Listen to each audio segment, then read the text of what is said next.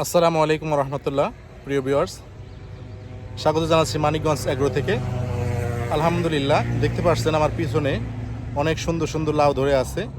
এটি আমাদের লাউয়ের প্রজেক্ট। এর আগেও এর গাছের ভিডিওগুলো আপনাদেরকে শেয়ার করছিলাম, গাছ ছোটো থেকে।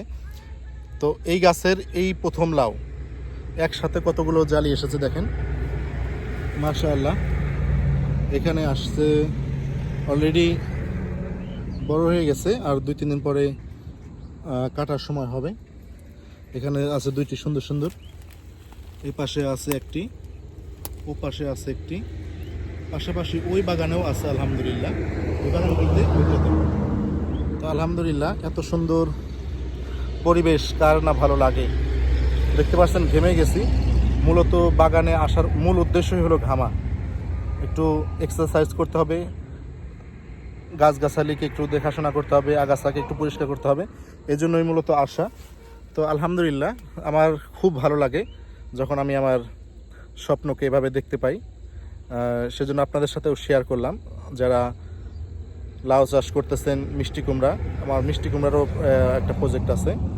যাই হোক, দেখতে পাচ্ছেন, আপনাদের সাথে একটু শেয়ার করি যে আমাদের আর কি কি আছে এখানে।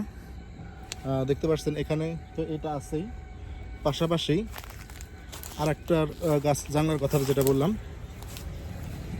এখানে যদি আপনাদেরকে নিয়ে যাই তাহলে দেখা যাবে মাশাআল্লাহ, এখানেও কিন্তু ছোট বড় অনেকগুলো আছে, পাশাপাশি জালি আসতেছে। এখানে আলহামদুলিল্লাহ সুসংবাদ খুব দ্রুতই আসতেছে। এরপরে মাছার এখানে তো দেখলেনি, দেখেন আমরা কিন্তু এখানে বিষ খুবই কম দিই। দেখা যাচ্ছে এখানে ফেরামন ফাঁদ, কতগুলো পোকা বসে আছে। এই ট্যাবের মাধ্যমে আমরা পোকা দমনের চেষ্টা করি। এখানেও দেখা যাচ্ছে যে লাউ জালি আছে আলহামদুলিল্লাহ। পাশাপাশি এই জায়গাতেও কিন্তু একটা লাউ আছে আলহামদুলিল্লাহ।